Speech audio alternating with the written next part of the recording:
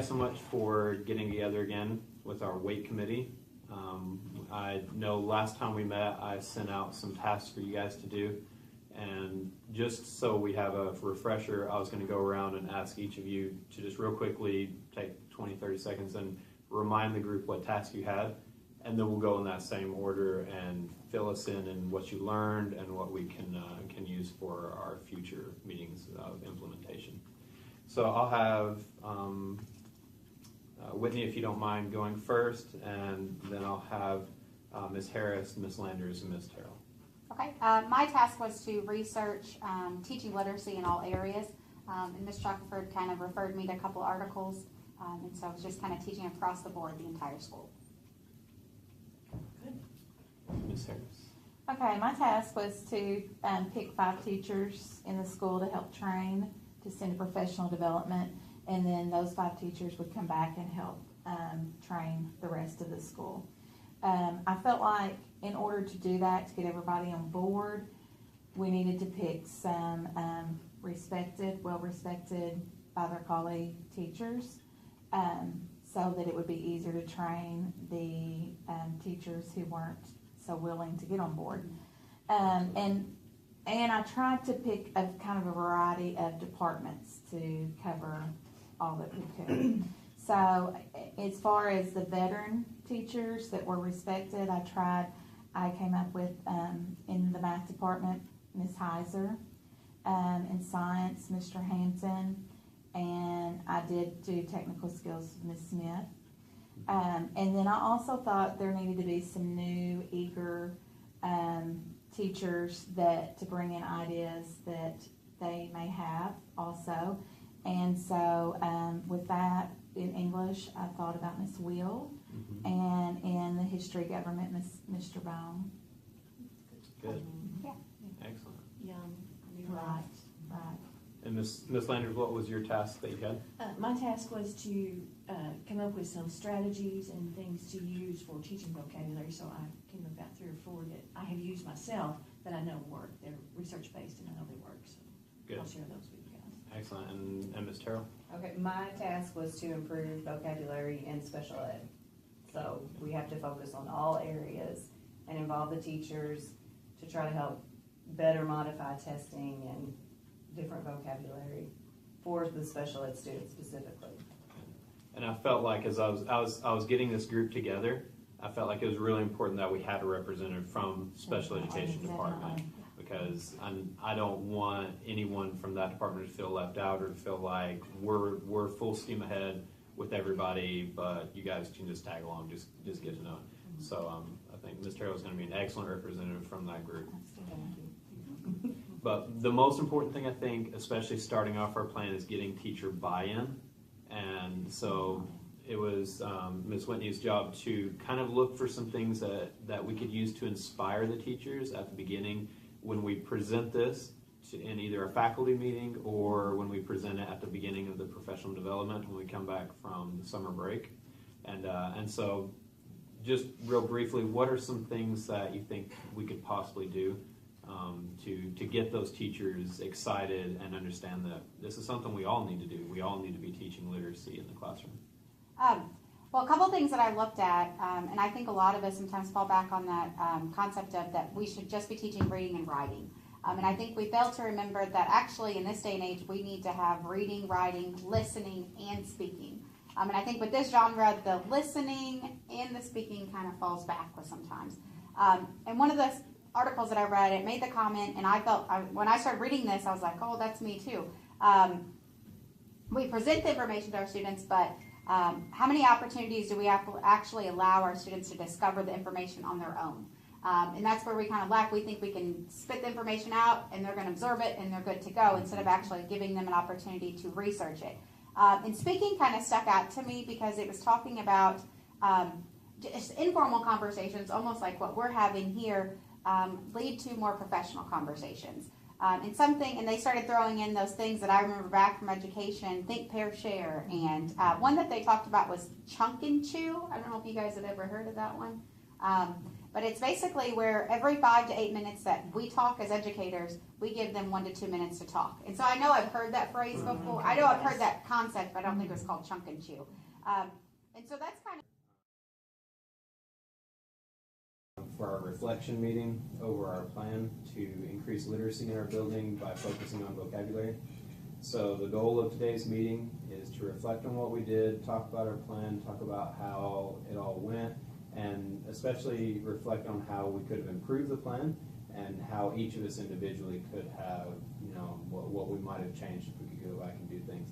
But I also like to focus on the positives, and there were a lot of really good things that came out of this, so there's a lot of good things that we'll be able to talk about too.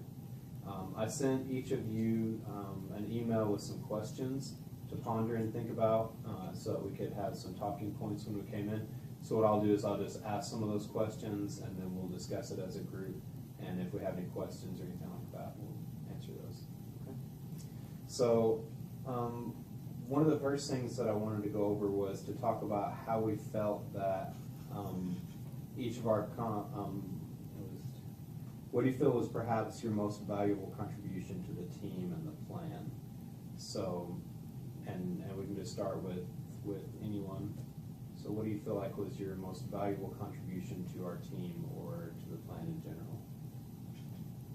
Well, I'll start. I think as representing the special ed department, just showing that we do need to work with regular ed teachers, and we're gonna have to work as a team to get the scores, to improve scores in literacy. Mm-hmm. Absolutely. So, I mean, And it kind of goes along with what I was thinking too, because most people think of vocabulary as an English thing, and why don't I teach it? Why do you have to do that? And yet, with everybody having input and everybody joining in on it, we see that it's really not. Everybody teaches. It's not reading. It's not just a reading teacher. Everybody teaches reading. Which goes within with mine as far as trying to select a variety of teachers, not just your ELA teachers,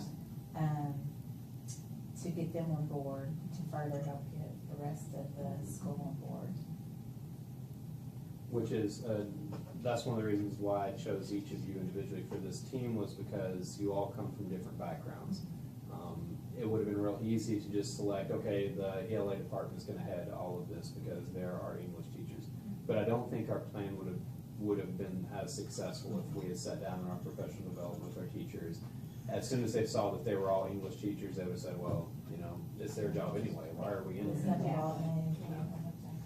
But when we all went in, we had different backgrounds, and each of us said, well, I've been doing this in my room. I think that got us some credibility with the other teachers in practice. And I think just from my end of doing the research and finding other schools and other programs that have worked, I think finding examples of ones that were successful and ones that were unsuccessful to show that balance of, hey, this works there, and schools that were comparable to us, as in economical status and geography, but also ones that are in totally different areas than us, and just kind of see what is successful, what is not successful. Absolutely. So, what did you find most challenging about the aspects of your task? Something that was maybe difficult for us as we planned and implemented our plan and all of that? Yes. Getting to everyone and getting everyone, getting everyone on board for starters. And then we were talking, what I said, but just the time, because I think it's a great thing to do, and it's necessary, but just our schedules are so busy anyway, at school and at home, just finding the extra time, because it's not built into the day. That's right. For us, for all the teachers to be together. And I think that's what eliminates people from wanting to jump on board, because they think, well, I've already got this much to do, and you want to add something else to it. Why can't it just be the English department? I think that's kind of You want me the to work resilience of that. after 3 o'clock on something Yeah. that I haven't teach? Yeah. Good attitude, and it's, Well, and not only just getting them on board, but for them to fully implement it, not just kind of do a little task and say, okay, I did this, I did what you wanted me to. More than the Move mentor. on. Right. Consistent. Yeah. and to make the modifications that are needed for the special ed students. And a lot of the teachers, that was one of their things was, one, they struggled with with the special education students in the classrooms, making the correct modifications, because they couldn't give them the same vocabulary list that they were giving their regular students. You know, it was too much for them and overwhelmed them. And some of them had a hard time grasping that at first. They needed some extra help, which is where you came in really, really effectively. You helped them a lot by getting them some examples of things that they could do with those special education students that was on their level, that would still help them acquire that vocabulary. So I thought that was really, really good. And also helping the regular classroom teachers understand, you know, how they could implement this in their classroom, which the examples that your team gave in the professional development was excellent, because I think a lot of teachers were struggling coming up with ideas that they could use. Tiffany Terrell, call the high school office. Tiffany Terrell. So, all right, that's fine. If we had a chance to do any of this over again, what are some things that you think we could have changed, or individually you might have looked back and said, I wish I'd done that a little differently? One thing that I thought about is, with the training, the professional development, here again, we have the time issue, but if I could like model for the teachers in that classroom, rather than just, you know, show them how to do it and give them the examples. It's Just come watch you in your class. But actually see it in action and see it working with the same kids that we have in common. It might help them, you know, might make them take it on a little more and do it more consistently, whereas, you know, we just hand them the worksheet or the Foursquare, for instance, and saying this is how we do it. That's fine, but some people like to really see it in action. It's hard with our schedules, but I think that would, if we could get around to do that. And that's something I noted down for next year, because we're going to continue this for at least 3 years to see how well we can improve those scores with the students understanding the vocabulary and the context. And I think after 3 years, we should be able to see some substantial growth. And also that's something we can do better next year, is modeling in the classroom, getting in the classrooms, especially with the teachers who we identified as having trouble. Some caught on really fast, some were more adept to other teachers. They struggled. They really couldn't imagine themselves doing something like this in their classroom. So I think that's an excellent suggestion for next year. Getting in there, modeling with them more, and giving them more examples in their own content areas. Or working with other teachers who did implement it well, maybe they could then next year go in and see them also. You know, variety of ways, so that maybe what she does, if it doesn't really work in her classroom, what she does may work better in her classroom. Well, next, to kind of piggyback on what you all said, one thing that I thought would be maybe before we introduce this topic or this program to the teachers, looking back, is maybe kind of take a survey in general of the teachers and kind of see what they already use.